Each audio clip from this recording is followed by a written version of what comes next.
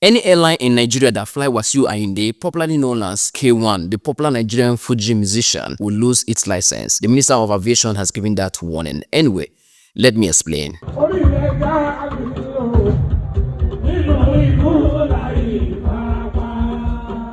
For those who don't know the backstory, this is the backstory. A popular Nigerian musician, popularly known as K1 The Ultimate, very popular in the southwest region of Nigeria, and some other people who are interested or who love Fuji music might also know him. On 6th of August 2025, he bought a ticket to board a plane from Abuja to another destination. He got to the airport and somehow find himself in the plane. On the final flight routine check, the flight attendants noticed that Wasiu Ayinde, which is K1, was holding a flask on his hand, and they asked him politely that, "Sir, what is it in that flask you're holding?" He didn't answer them. They asked again that, "Sir, the flask you are holding in your hand is beyond recommendation of what any flight passenger should have." They asked him that, can he identify the contents inside the flask he was holding? Anyway, he told them that it is none of their business. Anyway, they proceeded to know what is there, which escalated the whole situation, and they suspected that it was an alcohol, which is prohibited to have in a flight like that. The flight attendant escalated the issue and notified the captain and the pilot. The issue escalated that made the captain got involved. Wasiu Ayinde got so furious that he poured the content of that flask on the body of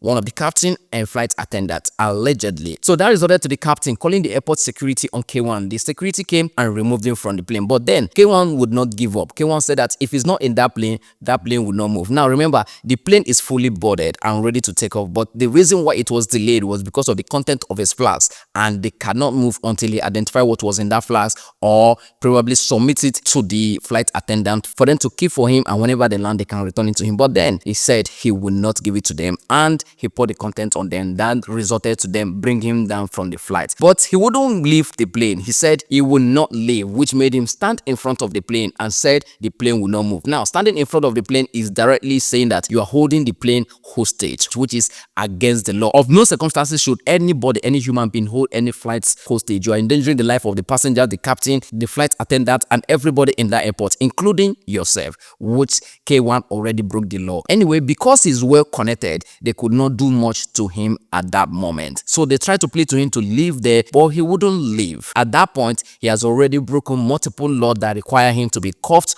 and arrested. But then that was not done to him. The pilot got so furious and moved the plane, which almost removed the head of K1. If not for a slight dodge of it, K1 head would have been off. It would have been a very fatal one. The issue was immediately reported to the Nigerian National Civil Aviation Security Program, which immediately intervened, and they immediately suspended the two pilots from ValueJet. As if that was not enough, ICAO got involved, FAM got involved, all the authority got involved, and the Minister of Aviation got involved. After few investigation, K1 was placed on 6 months ban, meaning that for the next 6 months, no airline in Nigeria is allowed to carry him. He cannot board any plane in Nigeria. So anywhere he wants to travel to, he can either do road or maybe use a do airline, maybe fly. Now let's quickly do a little breakdown on it. Before you get to any plane in Nigeria, after buying your ticket, immediately you get to the airport, you pass at least 3 checkpoints from the terminal, especially Abuja. I'm talking about Abuja that this whole issue happened. You pass the first, once you're entering inside the airport,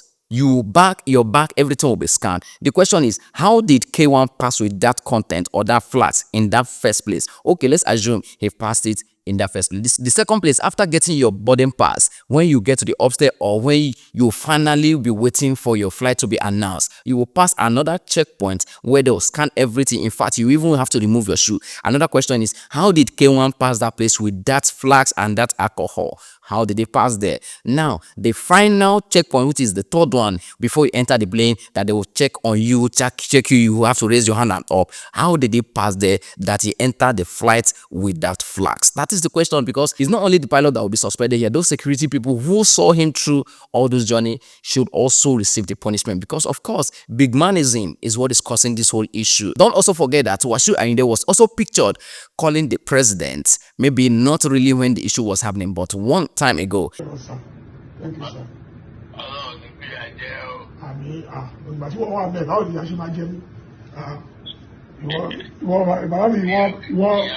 Ìwọ president, bàbá mi president, ìyá máa jẹ mí ní Nàìjíríà ilé ìkọ́, ìṣe Nàìjíríà tí wọ́n mú dání. No, ìyá oníjàmọ̀ kú ọ̀run mẹ́kọ̀ọ́ ìjọba aṣíwájú náà. Of course, K1 knows people that matters in high places. In Nigeria, once they have the phone number of the IG, maybe even a DPO, talk less of having the president's number, you will not respect any law. No, but in fact, you will be above the law because, of course, he must have told them at the airport, do you know who I am? Do you know who I can call? In fact, I can grant this plane and nothing will happen. Maybe that is what made the pilot so furious that she moved the plane. But then, two wrongs cannot make a right. The pilot would have just granted the plane off the engine until every security threat is being cleared. Then she can move. But then, we cannot be here to judge them. Let the authority do their work. Anyway, this is all that happened with the K1 issue and the Nigerian Airport Authority and KMO. Right now, Festus KMO, which is Nigerian Aviation Minister, has given the ultimate warning that no flight in Nigeria should carry K1, and any flight seen carrying him on board will lose its license. Anyway, tell me what you think about this in the comment section, but before you do, please, it's important you do not forget to enjoy your weekend. Thank you. Nigeria.